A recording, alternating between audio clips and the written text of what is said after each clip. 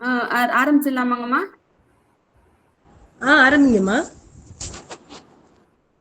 அகர முதல எழுத்தெல்லாம் ஆதி பகவன் முதற்றே உலகு அறத்தான் வருவதே இன்பம் அதுவும் பிறன் பழிப்பதில்லாயின் நன்று அன்பும் அறனும் உடைத்தாயின் இல்வாழ்க்கை பண்பும் பயனும் அது ஈதல் இசைபட வாழ்தல் அது வல்லது ஊதியம் இல்லை உயிர்க்கு ஈதல் இசைபட வாழ்தல் அது வல்லது ஊதியம் இல்லை உயிர்க்கு அகர முதல எழுத்தெல்லாம் ஆதி பகவன் முதற்றே உலகு. வணக்கம். நன்றி. நன்றி அம்மா. அருமை. ராஜபாளைய முத்தமிழ் சங்கம் இன்றைக்கு 103வது நாளாக தொடர் கருத்துரை ஆய்வரங்கம் நடத்தி கொண்டிருக்கின்றது. அவ்வகையில் இன்றைக்கு நம்மிடையே இணைந்திருக்கக்கூடிய தளத்தில் தலைமை உரையாற்றுவதற்கும் சிறப்புரையாற்றுவதற்கும் மற்றும் பின்னூட்டம் வழங்குவதற்குமான சான்றோர் பெருமக்கள் அத்தனை பேரும் குழுமி இருக்கின்றீர்கள். எல்லோருமே கவிஞர் பெருமக்கள். காப்பியக்கோ ஜின்னா ஷெரீஃபுதீன் ஐயா முதற்கொண்டு நம்முடைய கோவிந்தம்மாள் அம்மா, பானுமதி ராமகிருஷ்ணன் அம்மா எல்லோருமே மிகச்சிறந்த கவிஞர்கள். கவிஞர்கள் கூடி தொழில் செய்கின்ற பாரதியார் சொல்வார் இல்லையா, நமக்கு தொழில் கவிதை நாட்டிற்கு உழைத்தல் என்பது போன்று நமக்கு தொழில் கவிதை என்பது இவர்கள் எல்லோருமே மிகச்சிறந்த கவிஞர்கள். எல்லாருமே மரபு கவிதை ஏற்றக்கூடிய மிகச்சிறந்த கவிஞர்கள். அவர்கள் மத்தியில் நாங்கள்லாம் இணைந்திருப்பது என்பது ஏதோ நாங்களும் கற்றுக்கொள்ள வேண்டும் என்ற ஒரு ஆசையினால் அப்படிதான் சொல்லணும். அப்படிப்பட்ட ஒரு சிறந்த அறிஞர்கள் மத்தியில் இன்றைக்கு அற்புதமானது ஒரு தலைப்பில் முயற்சி திருவினையாக்கும் என்ற தலைப்பில் நம்முடைய திருக்குறள் குமரி செல்வன் ஐயா அவர்கள் உரையாற்றி இருக்கின்றார்கள். ஐயா அவர்களே அன்போடு வரவேற்று மகிழ்கின்றேன். வாருங்கள் ஐயா, உங்களுடைய சிறப்புரையை தாருங்கள். அனைவருக்கும் வணக்கம். சரஸ்வதி அம்மா அவர்களுக்கும் ஜின்னா ஐயா அவர்களுக்கும் கோவிந்தம்மாள் அம்மா தலைமை உரை அவங்களுக்கும் வினயதித்தான் ஐயா அவர்கள், அசோகன் கந்தன் ஐயா அனைவருக்கும், தளத்தில் இருக்கக்கூடிய அனைவருக்கும், ராஜேந்திரன் ஐயா அனைவருக்கும் என்னுடைய வணக்கத்தை தெரிவித்துக் கொண்டு, இன்னைக்கு முயற்சி திரைவினை ஆக்கும்ங்கக்கூடிய ஒரு சொல் இது நான் 2 அதிகாரம் திருக்குறள், எனக்கு திருக்குறள் தான் அதிக அளவு தெரியும். அதிக அளவுனா ஓரளவுக்கு அதுதான் எனக்கு தெரியும். அதனால நான் திருக்குறள்ல தான் பேச போறேன். இது எப்படின்னா, இதுக்கு முன்னாடி உலக திருக்குறள் சமுதாய மையத்துல அங்க ஈர்ப்பு சொல் எடுத்து பேசுறது அவங்க இப்பவும் அது போயிட்டு இருக்கு, அப்படி போயிட்டு இருக்கு.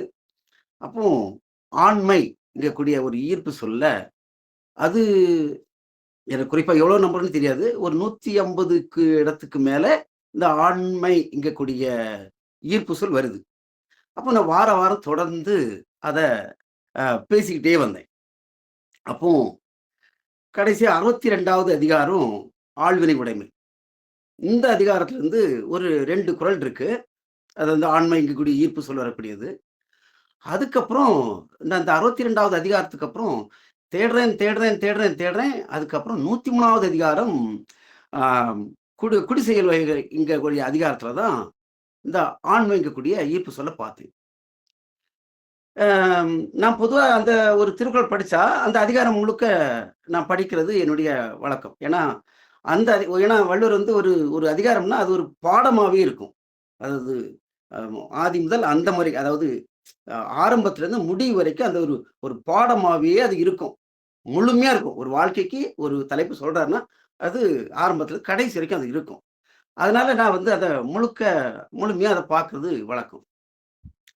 அப்படி இந்த அதிகாரத்தையும் பார்த்தேன், அந்த அதிகாரத்தையும் பார்த்தேன். இந்த 2 அதிகாரமும், இந்த ஆழ்வினை உடைமை இங்க அதிகாரம், அதுக்கப்புறம் குடி செயல் வகை, இந்த 2 அதிகாரமும் அப்படியே ஒண்ணு போல இருந்து 2 அதிகாரத்தையும் ஒன்னா சேர்த்தா நீங்க அதுக்கப்புறம் அதை பிரிக்க முடியாது. அந்த மாதிரி 2 அதிகாரமும் அப்படியே இருந்தது. தலைப்பு தான் நம்ம ஆழ்வினை உடைமை அப்படி இப்படி இருக்கு.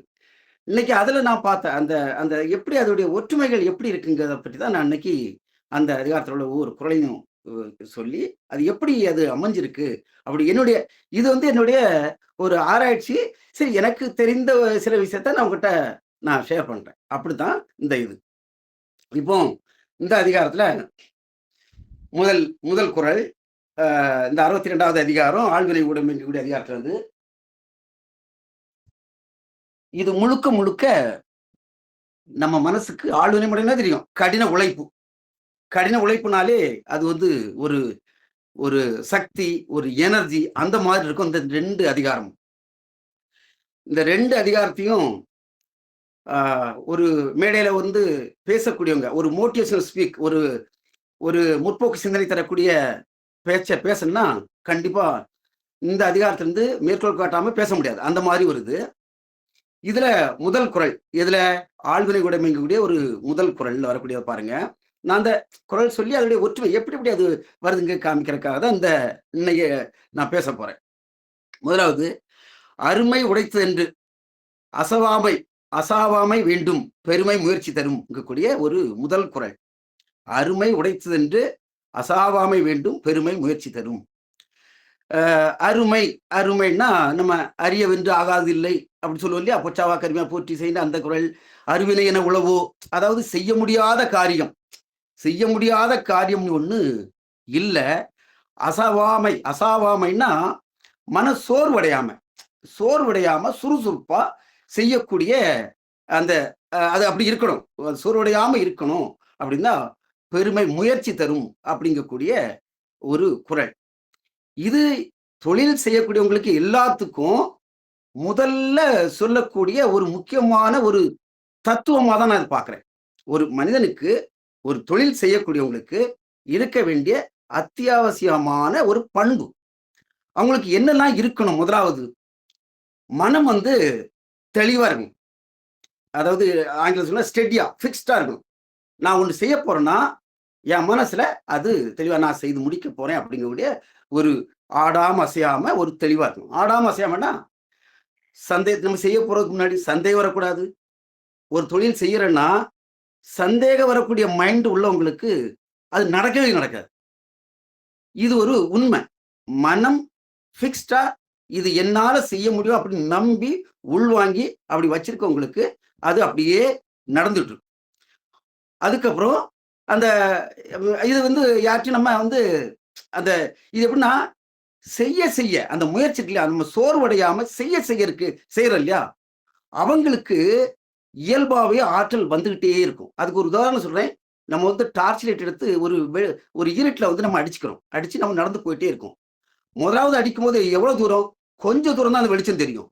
ஆனா போக போக போக போக நமக்கு அது அந்த வழி அது காமிச்சு போயிட்டே இருக்கும். இதே போலதான் ஆரம்பத்துல நமக்கு நிறைய தெரியாம கூட இருக்கலாம். நான்லாம் அப்படிதான், ஸ்டார்டிங்ல அப்படிதான். ஆனா அந்த முயற்சி இருக்கு இல்லையா, அந்த முயற்சி நமக்கு ஊக்கத்தை, அது திருப்பி நமக்கு அது ஊக்கத்தை கொடுத்துக்கிட்டே இருக்கும். அது முடியும் போது நான் ஆரம்பத்துல வந்து நான் சாதாரண ஒரு நபரா நான் இருந்தேன். நான் வந்து ஒரு நபரா நான் ஆரம்பிச்சேன். அப்பல எனக்கு எந்த சப்போர்ட்டும் கிடையாது. இன்னைக்கு எனக்கு வந்து கம்பெனில ஜிஎம், மார்க்கெட்டிங் மேனேஜர்ஸ் எல்லாம் நிறைய பேர் இருக்காங்க.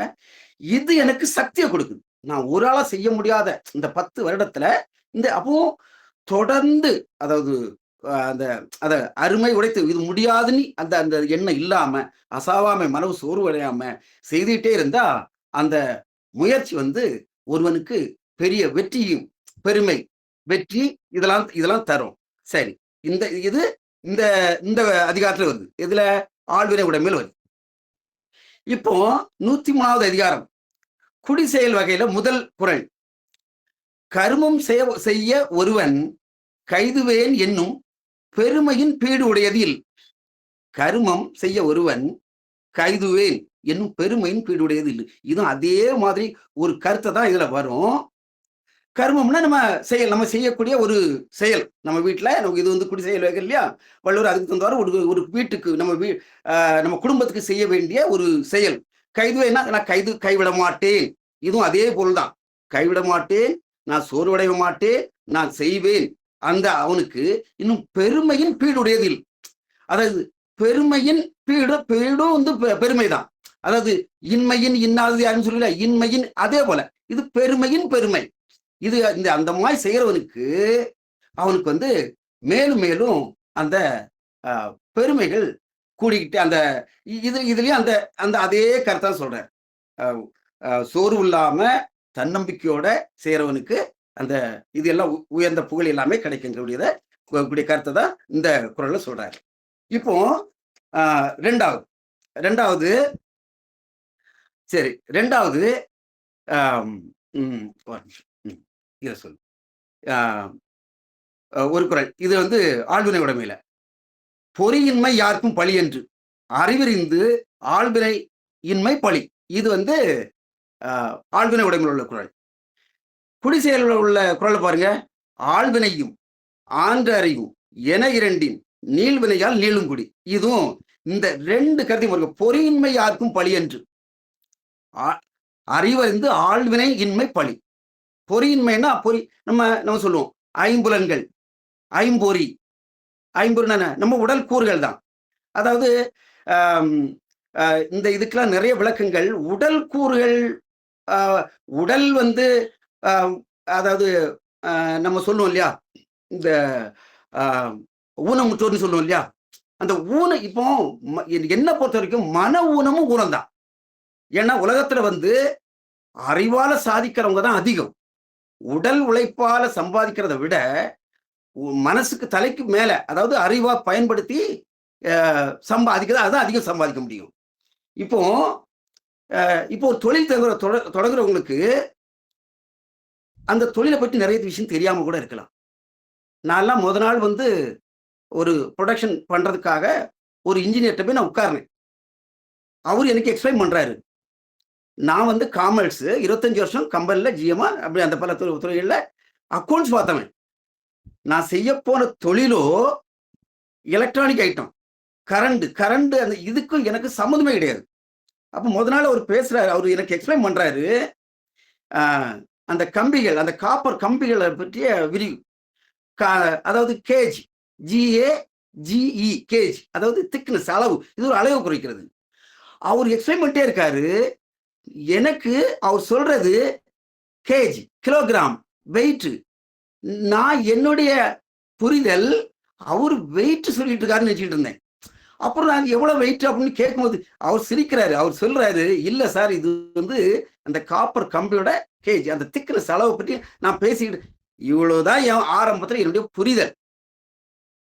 அப்போ பொறியின்மைக்கு வந்து உடல் கூறுகள் மட்டும் இல்ல, மன அறிவும் ரொம்ப முக்கியம். ஆனா அதுக்கப்புறம் கடந்த 10 ஆண்டுகள்ல தொடர்ந்து அந்த, அதாவது பொறியின்மை யாருக்கும் பழி என்று எந்த ஒரு தொழில் செய்யும் உடல் கூறோ. இப்போ உடல் கூறலாம் எடுத்துக்கிட்டா ஹெலன் கெல்லர்னு ஒருத்தங்க இருக்காங்க. அவங்களுக்கு பேச முடியாது, காது கேட்காது, வாய் பேச முடியாது, இந்த மாதிரி அவங்க. ஆனா அவங்க கடினமா முயற்சி பண்ணி அவங்க வந்து 12 புத்தகங்கள் இருக்காங்க. பேச்சு திறமையை வளர்த்துட்டு அவங்க வந்து, ஏன்னா அந்த உடல் கூறுகளால இப்படி இருந்தவங்களும், ஏன்னா அவங்களை இப்ப நம்ம மாற்றுத்திறனாளி தான் சொல்றோம் இல்லையா, அவங்களுக்கு இன்னொரு திறமை இருக்கு. இத மாதிரி அந்த உருவண்டு எல்லாமே சொல்லியா, அது மாதிரி யாரையும் வந்து யார்கிட்ட என்ன சக்தி இருக்குன்னு நமக்கு தெரியாது. இப்போ நம்ம சாதாரண, ஏன்னா பெரும்பாலும் எனக்கு என்னுடைய அறிவுப்படி வள்ளுவர் வந்து பொறியின்மைங்கிறது வந்து மனசைதான் சொல்றாரு, அறியாமைதான் சொல்றாரு ஒரு தொழில் செய்யும் போது. அப்போ நான் வந்து அதை கத்துக்கிட்டு தொடர்ந்து அதை விடாமுயற்சியா அதை நான் கத்துக்கிட்டே வந்துதான் அதுல வந்து வெற்றி அடைய முடிஞ்சது. ஆரம்பத்துல அந்த எலக்ட்ரிக்கல் எலக்ட்ரானிக்ஸ் அந்த நாலேஜ் எனக்கு வந்து 0. இன்னைக்கு வெற்றிகரமா செய்யறேன்னா தொடர்ந்து அதை கத்துக்கிட்டு, பொறியின்மை யாருக்கும் பழி என்று தெரியலங்கிறது ஒரு குற்றம் கிடையாது. எல்லாரும் எல்லாம் கத்துருப்பாங்களா? கிடையாது. நம்ம ஒரு துறைன்னா அந்த துறையில மட்டும் தான் கத்திருப்போம். மற்ற துறை எது நம்ம ஒரு கொஞ்சோடு தான் கத்திருப்போம். கல்லாது எவ்வளவு இருக்கு. அப்படி இப்போ நம்ம இடம் மாறி வரும்போது அதுக்கப்புறம் அறிவறிந்து ஆழ்வினை இன்மை பழி. எப்படி அதை அறியணும், அறிஞ்சிட்டு அதுக்கப்புறம் அதை சார்ந்து கடினம் உழைக்கலன்னா பழின்னு சொல்றாரு.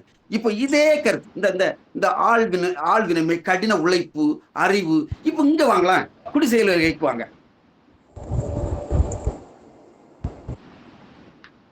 குடிசெயல் வகையில் பாருங்க, ஆழ்வினையும் ஆன்ற அறிவும் என இரண்டின் நீள்வினையால் நீளும் குடி.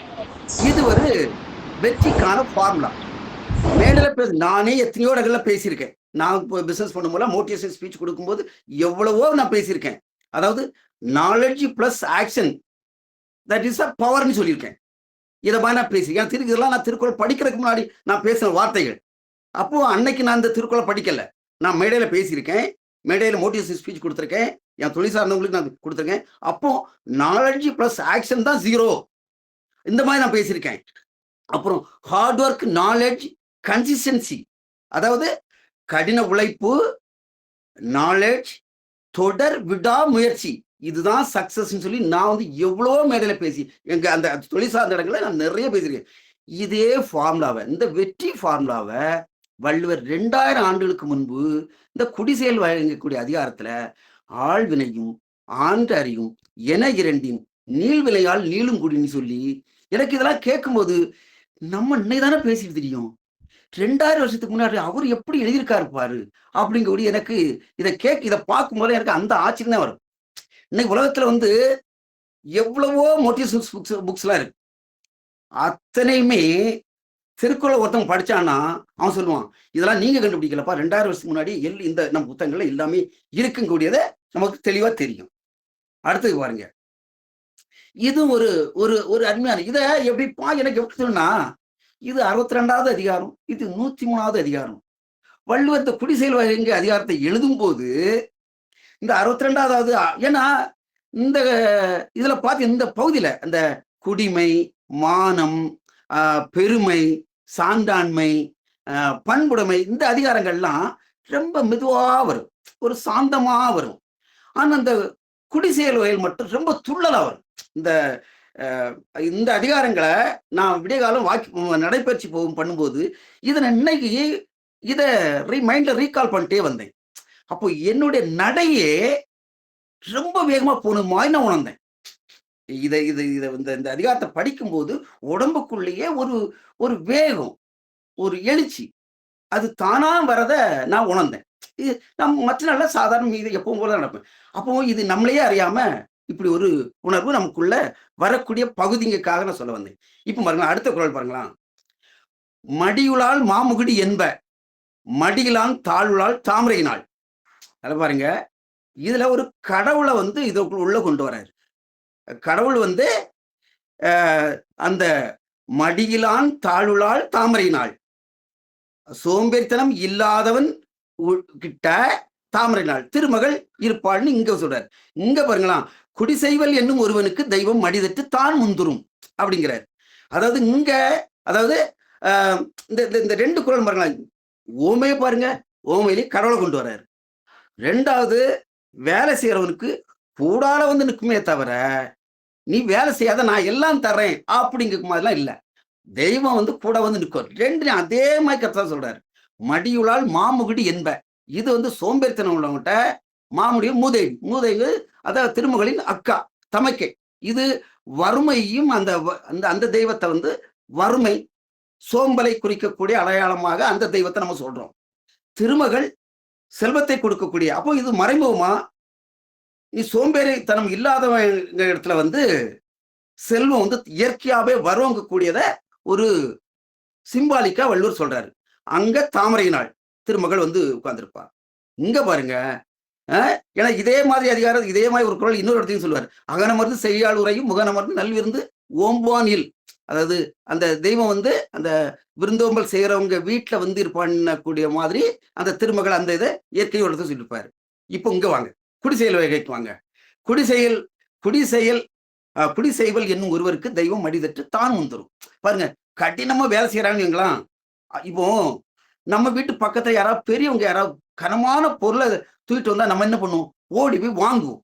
இல்ல ஒரு ரோட்ல ஒரு ஏத்தமான இடத்துல ஒரு வண்டி மாடு கஷ்டப்பட்டு போயிட்டு தான் நம்ம பக்கத்துல இருந்தா கண்டிப்பா நம்ம என்ன செய்வோம், ஓடி போய் தள்ளுவோம் இல்லைங்களா. இது வந்து இயற்கையா நமக்குள்ள ஒரு குணம், நம்ம பண்ணுவோம். பெரும்பாலும் எல்லாரும் இப்படி பண்ணுவாங்க. யாராவது அடுத்தவங்க ரொம்ப கடினமா கஷ்டப்படும் போது கூடால போய் அந்த உதவி செய்யக்கூடிய பண்பு நம்ம. இதே அர்த்தத்துலதான் கடினமா வேலை செய்யறவன் குடிசெய்வல் என்னும் ஒருவருக்கு தெய்வம் மடிதட்டு வேட்டிய மடிச்சு கட்டி, மடிதட்டுங்கிறது வேட்டிய மடிச்சு கட்டிட்டு தான் முந்துரும். அது முன்னாடி வந்து நிற்குமா? இந்த இந்த 2 அதிகாரம் எங்க இருக்கு? 62 எங்க இருக்கு? 103 எங்க இருக்கு? இங்க ஓமை இதெல்லாம் இப்படி ஒன்னா இருக்கத நம்ம பார்க்கிறோம். இப்போ அடுத்து ஒரு 4வது 4வது குறள் இது வரலாம். இங்கதான் நான் வந்து தேடுனது, ஈர்ப்பு சொல்ல தேடினது இதுதான். இதை பார்க்க போய் தான் நான் இதெல்லாம் உணர்ந்தேன். என்னலான்னா, தாளாண்மையினும் தகைமைக்கன் தங்கிட்டே வேளாண்மையினும் செருக்கு. இதே அதிகாரத்துல இன்னொரு குறளும் அதே ஆண்மைக்குரிய ஈர்ப்பு சொல் இருக்கு. தாளாண்மை இல்லாதான் வேளாண்மை பேடிகை வாளாண்மை போல கெடும் அப்படிங்கக்கூடிய இந்த 2 திருக்குறள் இருக்கு. இதுக்கு அடுத்ததாக இங்க வந்து 103வது அதிகாரத்துல, அதாவது குடிசெயல் வகையில வந்து பார்த்த குறள், நான் தேடின குறள், நல்லாண்மை என்னும் ஒருவருக்கு தான் பிறந்த இல்லாண்மை ஆக்கிக் கொள்ளல். இந்த இந்த இந்த குறள் நான் தேடி வந்தது இது, ஆனா உணர்ந்தது வேற. நான் பேச வேண்டியது இந்த ஈர்ப்பு சொல், இந்த ஆண்மை. இந்த இப்போ இதுல பார்ப்போம். இதுல என்ன மாதிரி சொல்றாங்க? தாளாண்மை என்னும் தகைமை, தகைமைன்னா பெரியாள் அல்ல, தகைமைக்கண் தங்கிட்டு வேளாண்மை என்னும் செருக்கு. அதாவது தாளாண்மைங்கிறது கடினம் உழைக்கிறது, தகை நம்ம கொடுக்கிறது.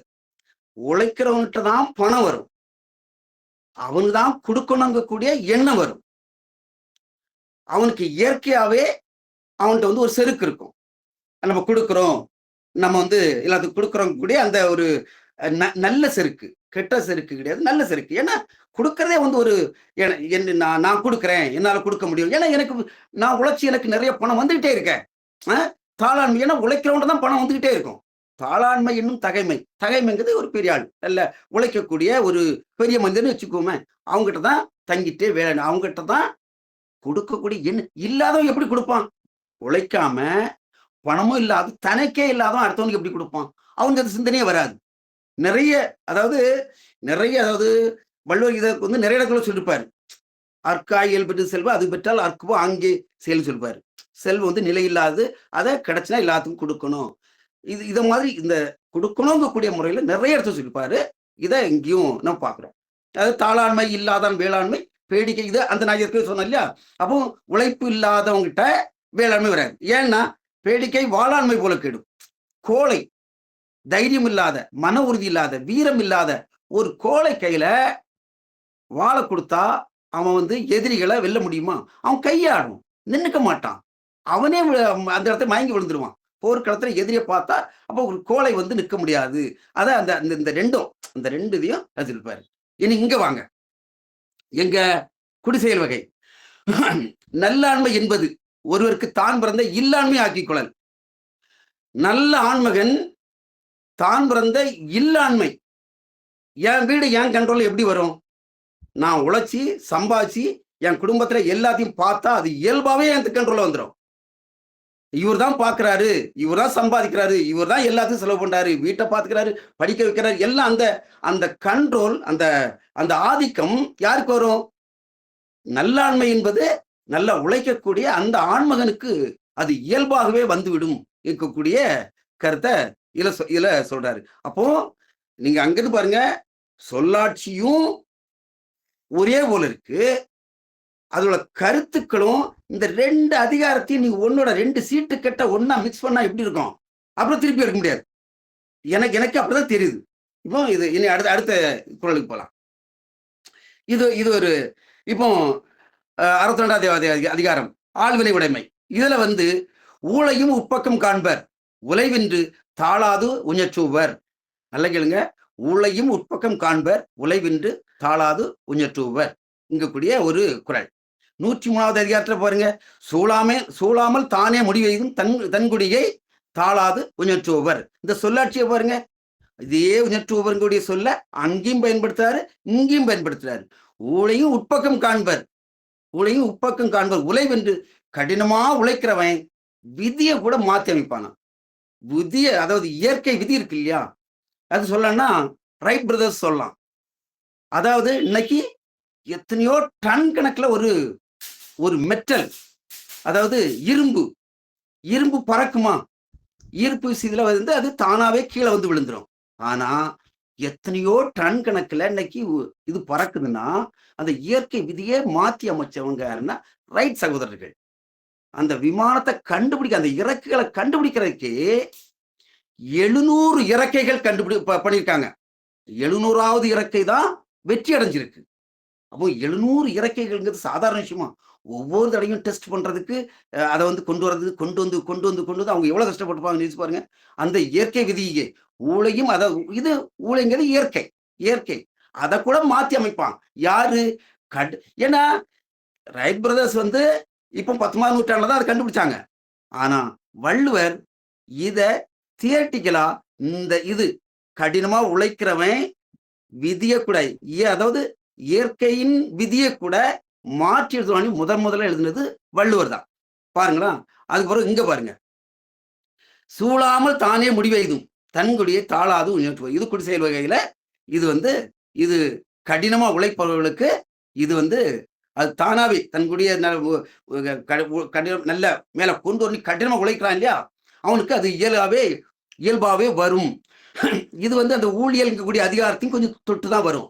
இதுல இந்த ஆழ்வினை உடைமையில இன்னொரு குறள் வரும், தெய்வத்தான் ஆகாதினும் முயற்சிதன் மெய்வருத்த கூலிதரும் வரும். தெய்வத்தால் ஊழ் தெய்வம் இதெல்லாம் ஆகாட்டாலும் கடின உழைப்பால இது வரும். ஊழியல்ல கூட சொல்லுவார், ஆகுலால் தோன்றும் அசைவினை கைப்பொருள் போகுலால் தோன்றும் மடின்னு சொல்லுவார்.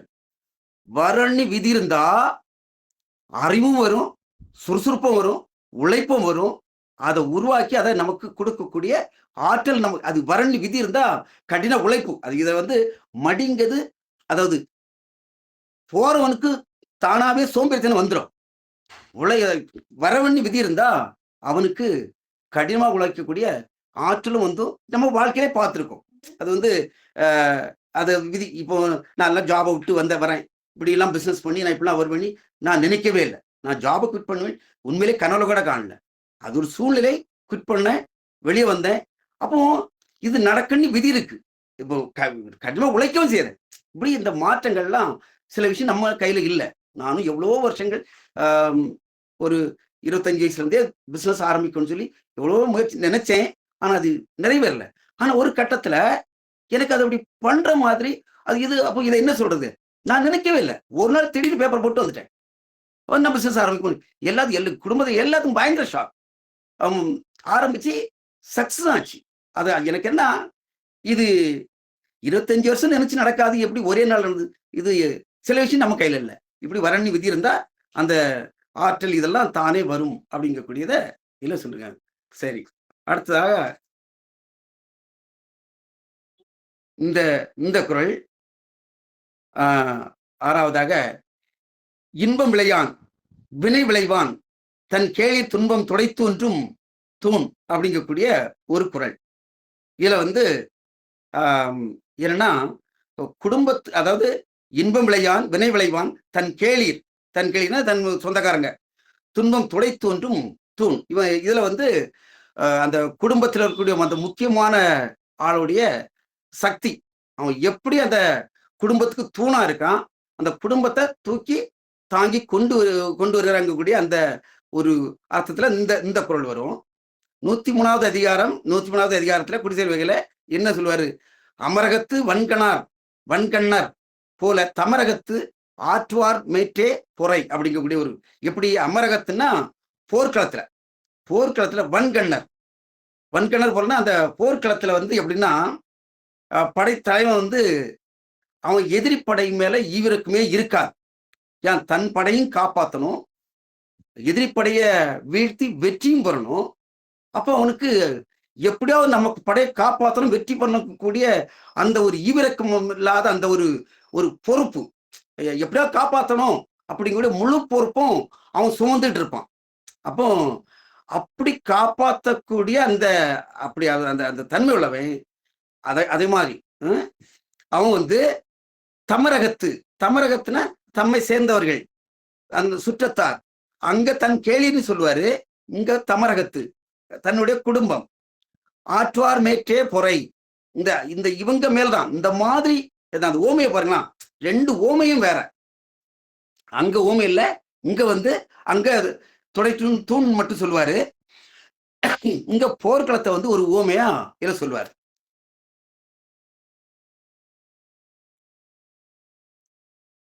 அப்படி ஒரு குடும்ப தலைவனுக்கு மேலதான் அத்தனை பாரமும் அத்தனை பொறுப்பும் அவங்களுக்கு தான் இதுல சேர்ந்திருக்கக்கூடிய இத ஆழ்வினை உடைமையிலையும் இந்த குடிசெயல் வகையிலையும் இதே கருத்து சொல்லியிருப்பாரு. நிறைவாக நான் ரொம்ப சீக்கிரமா பேசி முடிச்சேன்னு நினைக்கிறேன். ஏன்னா நான் இதை பேசினா இதை முழுக்க விரிவா பேசணும்னா நிறைய பேச வேண்டியிருக்கும். 2 குறளே 1 மணி நேரம் பேசலாம். ஆனா நான் நான் இன்னைக்கு முக்கியமா இந்த இந்த இந்த 2 அதிகாரத்தையும் நான் இந்த இதுல ரொம்ப டீப்பா இதோடைய விளக்கம் இல்லாம நான் உணர்ந்தது இந்த ஆய்வு செய்யும்போது இப்படி 2 அதிகாரம் இருக்கு. வள்ளுவர் குடிசெயல் வகை எழுதும்போது இந்த 62வது அதிகாரம் ஆழ்வினை உடைமையை பக்கத்துல வச்சு அது போன்ற கருத்துக்களை இந்த இந்த ஒளிபியல்ங்கக்கூடிய அந்த பகுதியில ஒரு அந்த குடிமக்களுக்கு இந்த இதெல்லாம் சொல்லும்போது ஒரு முக்கியமான ஒரு அதிகாரமா அதை வச்சுட்டு இப்ப நான் இப்படி 2 பார்த்து சொல்றேன். அதே போல அவர் அதை பார்த்து இந்த அதிகாரத்தை படைச்சிருப்பாரா அப்படிங்கிறது எனக்கு ஒரு சந்தேகம். நிறைவாக இந்த ஆழ்வினை உடைமையில முயற்சி திருவினையாக்கும், முயற்சியின்மை இன்மை புகுத்தி விடும் இங்கக்கூடிய அதிகாரம் இந்த குறள். இந்த முயற்சி திருவினையாக்கும் கூடிய இந்த சொல் இன்னைக்கு ஒரு பழமொழியாவே ஆயிடுச்சு. நம்ம பெரும்பாலும் நம்ம சாதாரண சொல்லுவோம் முயற்சி திருவினையாக்கும். அது இயல்பாவே உழைச்சா கண்டிப்பா நமக்கு அது ஒரு வெற்றி கிடைக்கக்கூடியதுக்கு ஒரு கருத்தா இந்த குறளை சொல்லுவோம். முயற்சி பண்ணலைன்னா அது நமக்கு பின்னடைவு, வாழ்க்கையில வெற்றியும் பெற முடியாது, பெரிய இன்னல்களையும் சந்திப்போங்கக்கூடியதான் இதோடைய இது. இப்படி இன்னைக்கு நான் ரொம்ப வேகமாவே பேசி முடிச்சிட்டேன். இன்னைக்கு எனக்கு இந்த நேரம் நேரம் மேலாண்மையில நான் ரொம்ப புவர். இப்படி தெரிஞ்சுதா இன்னும் வேற அதுல மீதி உள்ள குறள்களும் இருக்கு. அதுக்களும் இதே போலதான் 2 கம்பாரிசன்ல பாத்தீங்கன்னா இந்த 10 குறளும் இங்க உள்ள 10 குறளுக்கு அப்படியே சமமா வரும். அப்படிப்பட்ட ஒரு சிறந்த அதிகாரம். இதை நான் உணர்ந்ததை உங்ககிட்ட நான் சொல்லணும்னு நினைச்சேன். ரொம்ப வேகமாவே சொல்லி முடிச்சிட்டேன். கேட்டமைக்கு நன்றி. அனைவருக்கும் வணக்கம்.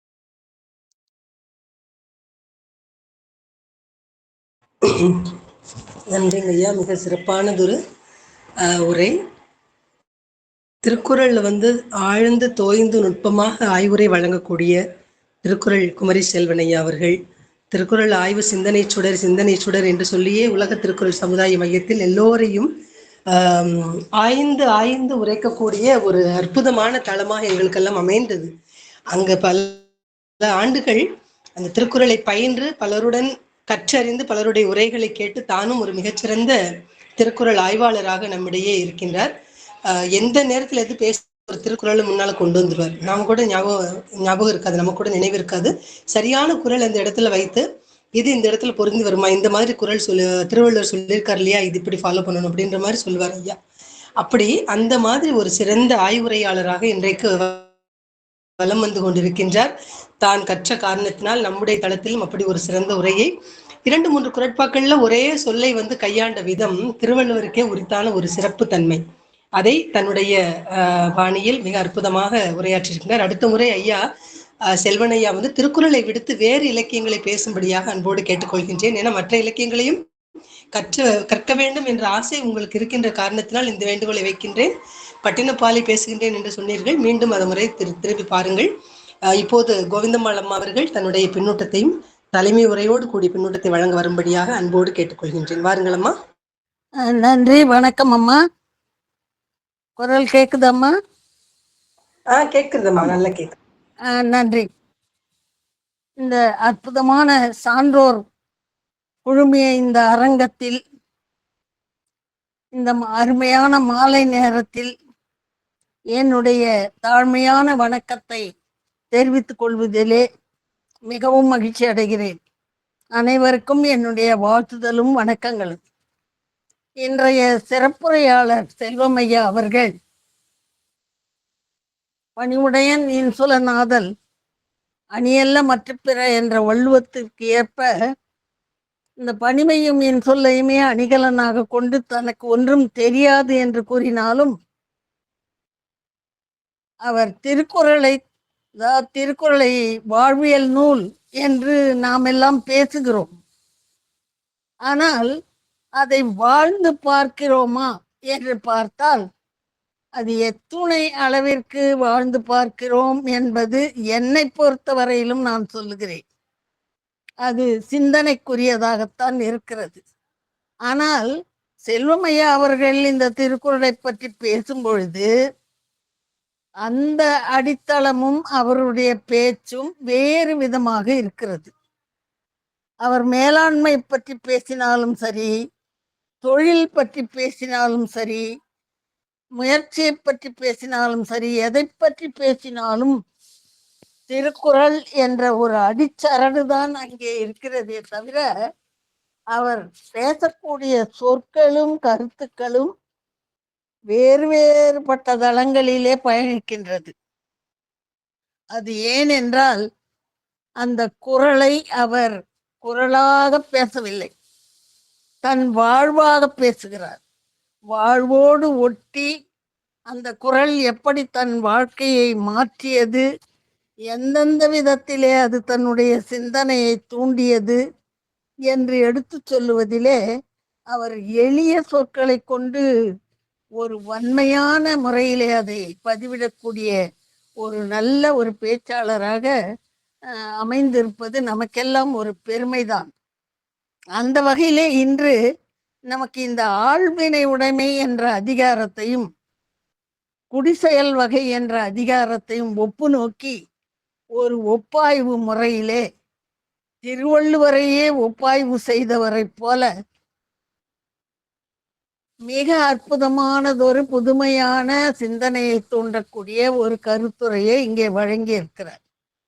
குறைந்த நேரத்தில் பேசிவிட்டேன் என்று சொன்னாலும் கூட நிறைந்த சிந்தனையையும் எண்ண ஓட்டங்களையும் நம்முடைய மனதிலே அவர் உண்டாக்கி இருக்கிறார் என்பதுதான் உண்மை. அருமை உடைத்தென்று அசாவாமை வேண்டும், பெருமை முயற்சி தரும் என்று சொன்னால் அது எங்கே இருக்கிறது? குடிசெய்வல் என்னும் ஒருவருக்கு தெய்வம் மனிதற்கு தான் முந்துரும் என்பது அது எங்கே இருக்கிறது? இப்படி ஒன்றோடு ஒன்று இணைத்து இந்த சொல்லும் அந்த சொல்லும் எப்படி ஒன்று போல இருக்கின்றன, வள்ளுவர் அருகருகிலே வைத்து கொண்டு எழுதியிருப்பாரா என்று நினைக்கக்கூடிய அளவிலே, அதே போல தாளாண்மை என்னும் தகைமைக்கண் தங்கிற்றே வேளாண்மை என்னும் செருக்கு என்னும் பொழுது அதை கொண்டு போய் அப்படியே அவர் அந்த ஊழ் அதிகாரத்திலே இருக்கக்கூடிய ஆகூழால் தோன்றும் அசைவின்மை, போகூழால் தோன்றும் மடி, அதோடு தொடர்பு படுத்தி பேசுகிறார். இப்படி ஒரு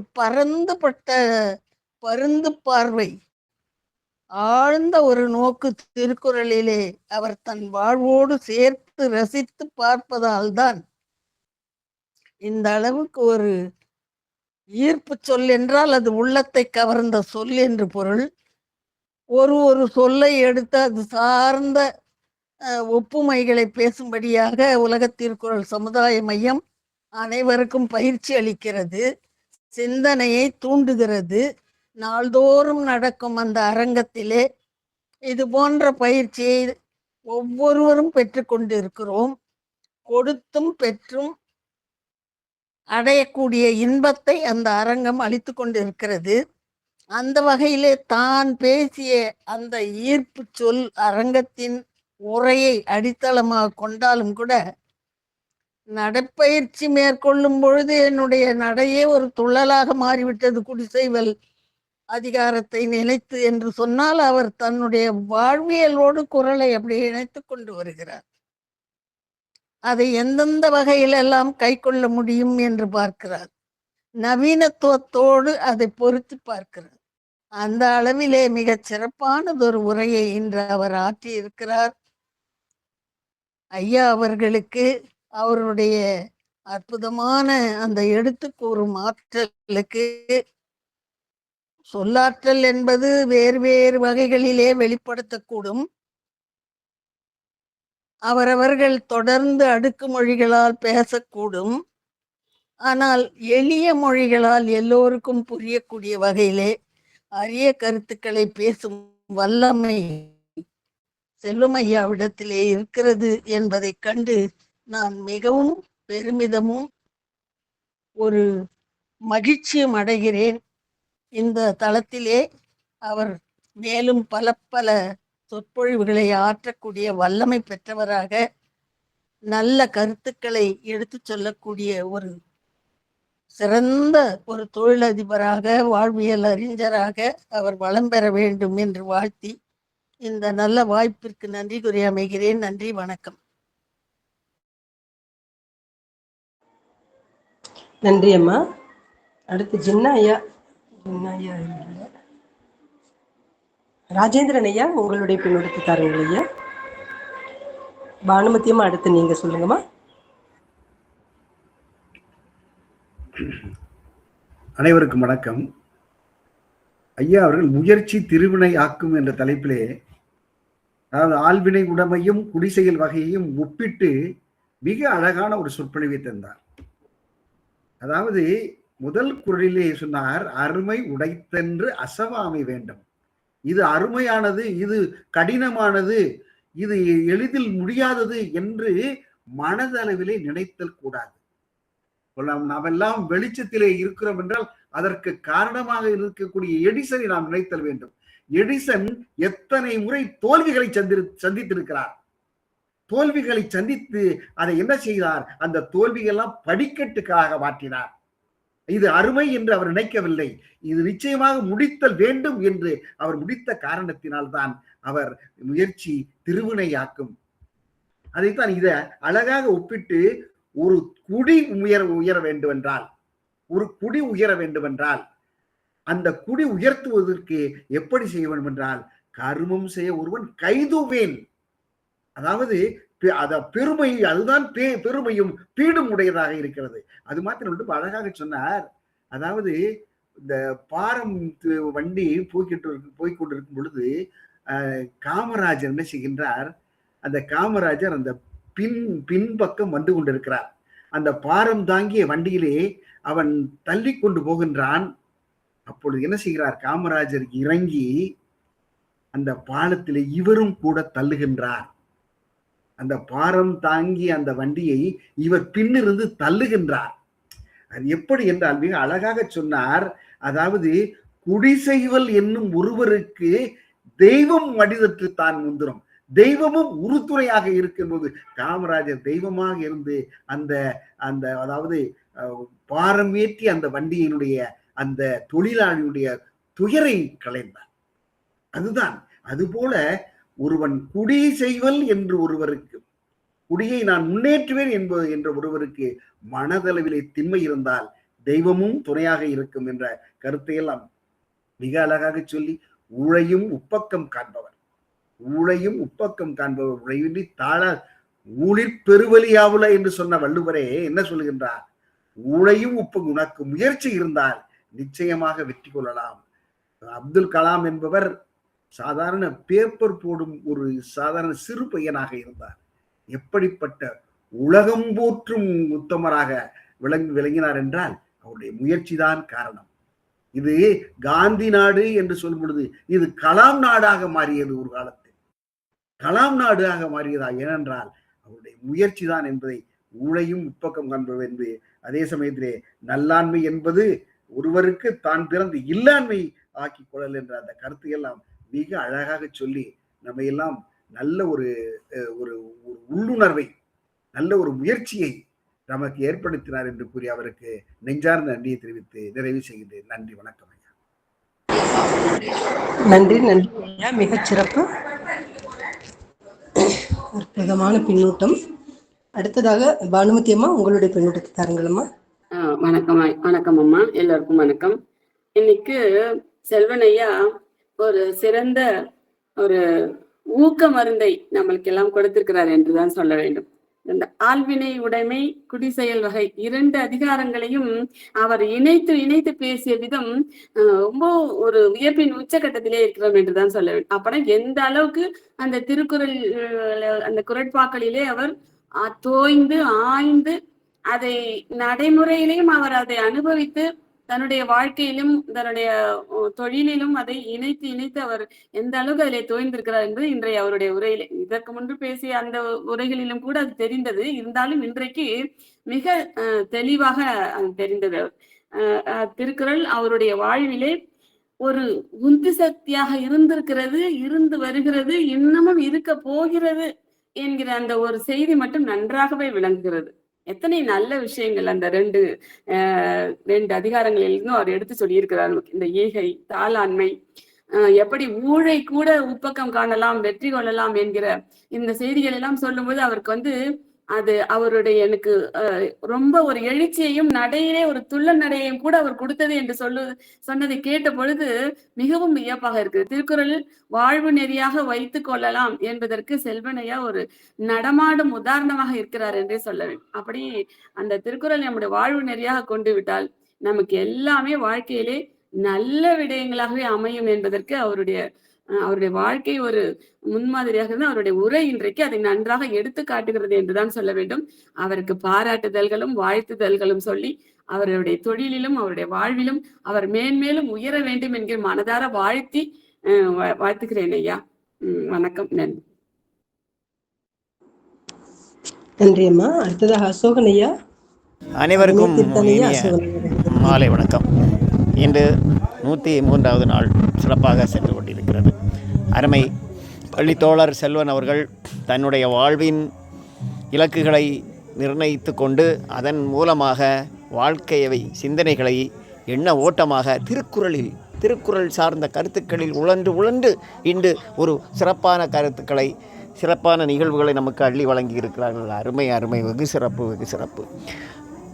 வினை உடைமை, குடிமை, அப்படி 2 அதிகாரங்களை இணைத்து அதில் உள்ள ஓமைகளை இணைத்து நமக்கு அருமையாக கொடுத்திருந்தார்கள். அருமை, சிறப்பு, வெகு சிறப்பாக இருந்தது.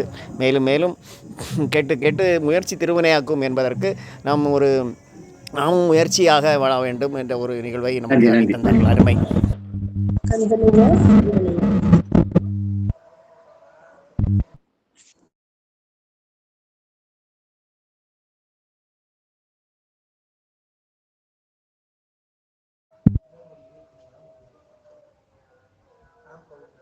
கந்தனையா, நீங்க பேசுங்க. வணக்கம். செல்வன் ஐயா மிக சிறப்பாக உரையாற்றினார்கள். நமது இணையத்திலே திருக்குறள் செல்வம் செவிச்செல்வத்திற்கு ஈடிணையே இல்லை. அப்படிப்பட்ட நிலையிலே உள்ளத்தார் பொய்யாதுலகில் உலகத்தார் உள்ளத்துள் எல்லாம் உடன் என்பதற்கிணங்க மக்கள் மனதை கவர்ந்தவராக வாழ்கிறார். ஏனென்றால் அவர் பொய்யாமை ஆற்றி நரம்பெற செய்யாமை நன்றி என்பதற்கிணங்க உண்மையாக வாழ்கிறார். எந்த ஒரு பொய்யும் இல்லாத பேச்சு, 100க்கு 100 உண்மையான பேச்சு என்றால் இந்த பேச்சை நாம் எடுத்துக்கொள்ளலாம். இதுபோல முயற்சி செய்ய வேண்டும் என்று வாயாலே சொல்வதல்ல முயற்சி, அதை வாழ்ந்து காட்டுவதே முயற்சி. முடியும் வரை முயல்வதல்ல முயற்சி, அந்த காரியத்தை முடிக்கும் வரை முயல்வதே முயற்சி என்று அப்துல் கலாம் சொன்னார். அதனால்தான் காந்தி நாடு கலாம் நாடாக மாறிவிட்டது. நன்றி, வணக்கம்.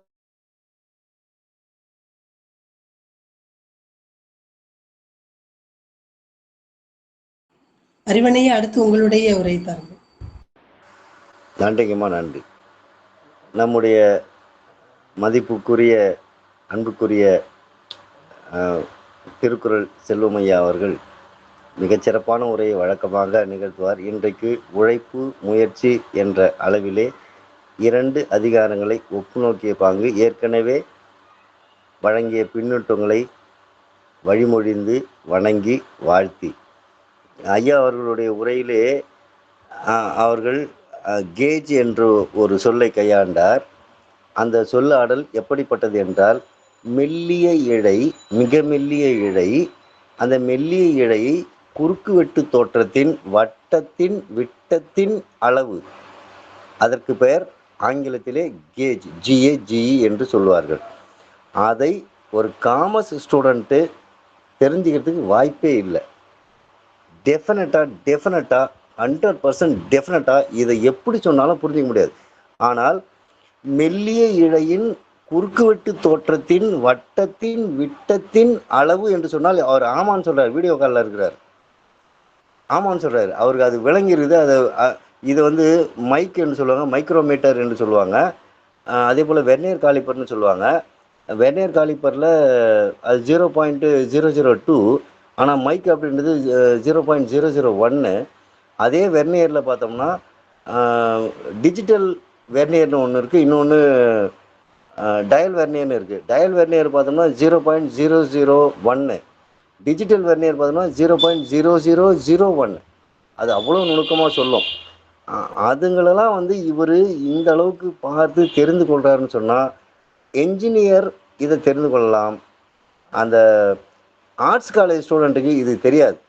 ஆர்ட்ஸ் காலேஜ் ஸ்டூடெண்ட் லைஃப் வேறு, என்ஜினியரிங் லைஃப் வேறு. ஆனால் ஒரு ஆர்ட்ஸ் காலேஜ் ஸ்டூடெண்ட்டு என்ஜினியர் லெவலுக்கு போயிட்டு எப்போ அது ரிட்டையர் ஆனதுக்கு அப்புறமாவா? எவ்வளவு பெரிய வேப்பு இது! மிகப்பெரிய வேப்பு இது, மிகப்பெரிய வேப்பு. இதெல்லாம் 18 வயசு 20 வயசில் வர வேண்டிய அறிவு நுணுக்கம். அப்போ சொல்லி கொடுத்துருந்தா நான் கற்றுன்னு இருப்பேன். ஆனால் இப்போ சொன்னால் சாரி எனக்கு வயசாகிடுச்சுப்பா, நான் இதெல்லாம் படிக்க முடியாதுப்பா, படிக்கிற வயசுல இருக்கிறேன் அப்படின்னு சொல்லிட்டு ஓரம் ஒதுங்கி போகிறவங்க இருக்கிறாங்க. அதில் வெற்றி பெறக்கூடிய ஒருவர் என்றால் கல்விக்கு கரையில் கற்பவர் நாள் சில, கற்றது கைமண் அளவு, நான் கற்க வேண்டியது உலகளவு என்ற அளவிலே மீண்டும் மீண்டும் கற்றுக்கொண்டே இருக்கிறார் என்ற அளவிலே ஐயா அவர்களை பாராட்டி மகிழ்ந்து ஐயாவை வணங்கி அவையை வணங்கி மகிழ்கின்றேன். நன்றி, வணக்கம். நன்றி நன்றி ஐயா, நன்றி. நன்றி ஐயா. இப்போ நிறைவு செய்யலாம் ஐயா. ஆமா, நிறைவு செய்யலாம். அனைவருக்கும் நன்றி.